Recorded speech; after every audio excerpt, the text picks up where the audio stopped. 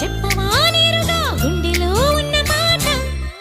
ఏ ఒకటి రెండు మూడు అంటూ అరే ఒక్కో క్షణాన్ని